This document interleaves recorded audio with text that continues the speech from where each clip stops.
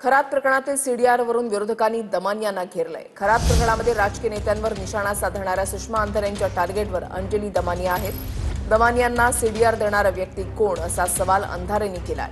अनोळख्या व्यक्तीनं सीडीआर दिला असं स्पष्टीकरण दमानियांनी दिलंय। दुसरीकडे सीडीआर प्राप्त करून घेण्याचा अधिकार कुणालाही नाही। माहिती लीक कशी झाली याची चौकशी होणार असल्याचं मुख्यमंत्री फडणवीसांनी म्हटलंय।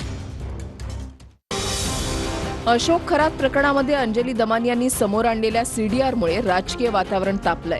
अशोक खरात प्रकरणात चाकणकर, तटकरे आणि दीपक केसरकरांवर निशाणा साधणाऱ्या सुषमा अंधारेंनी अंजली दमानियांना टार्गेट केलंय। अंजली दमानियांना अशोक खरातचा सीडीआर कुणाकडून आणि कसा मिळाला असा सवाल अंधारेंनी केलाय। की ज्याच्याकडे एक चिकार नेटवर्क आहे, तरी आम्ही सतत म्हणतोय की आम्हाला एसआयटीने सीडीआर द्यावी।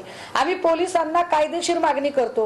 अगदी त्याच वेळेला जर दमानिया माहिती बाहेर काढत असतील तर दमानियांना माहिती पुरवतो कोण, दमानियाचे स्रोत कोण, दमानियांनी सांगितलं पाहिजे। मला एका अनोळखी व्यक्तीकडनं ही आली आहे आणि मी जेव्हा लढते तेव्हा अशी असंख्य माहिती माझ्यापर्यंत येते, हे देखील मी म्हटलं होतं। पण ही माहिती मी आधी डीजी ऑफिस, सीएम ऑफिस आणि तेजस्वी सातपुते मॅम ज्या एसआयटीच्या अध्यक्ष आहेत त्यांच्याकडे पाठवली होती। अशोक खराचे सीडीआर एका अनोळखी व्यक्तीनं दिल्याची माहिती अंजली दमानियांनी पहिल्याच दिवशी दिली होती। दुसऱ्या दिवशी दमानियांनी त्यातली आणखी माहिती सांगितली। सीडीआर खूप मोठा असल्यानं एआयच्या मदतीनं त्यातले नंबर शोधल्याचं दमानियांनी सांगितलं होतं आणि त्यावरही अंधारेंनी आक्षेप घेतलाय।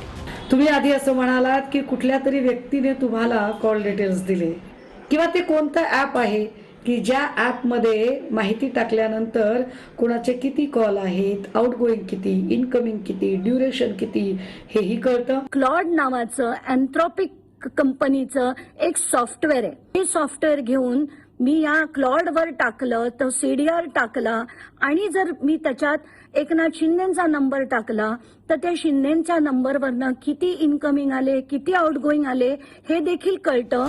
दमानियांनी एकनाथ शिंदेंवर केलेल्या आरोपांवर शिंदेच्या शिवसेनेनंही प्रत्युत्तर दिलंय।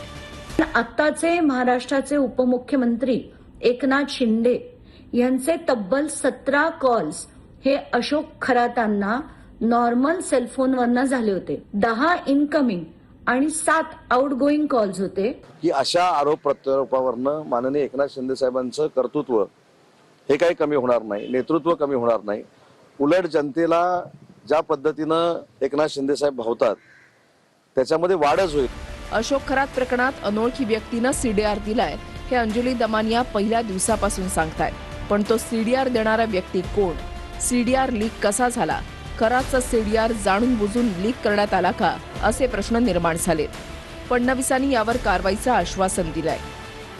पहिली गोष्ट तर अशी आहे की अशा प्रकारचा सीडीआर हा प्राप्त करून घेण्याचा कोणालाही अधिकार नाही। त्यामुळे असा हा सीडीआर कशा पद्धतीनं लीक झाला, तो कोणी लीक केला या संदर्भातली चौकशी राज्य सरकार करेल।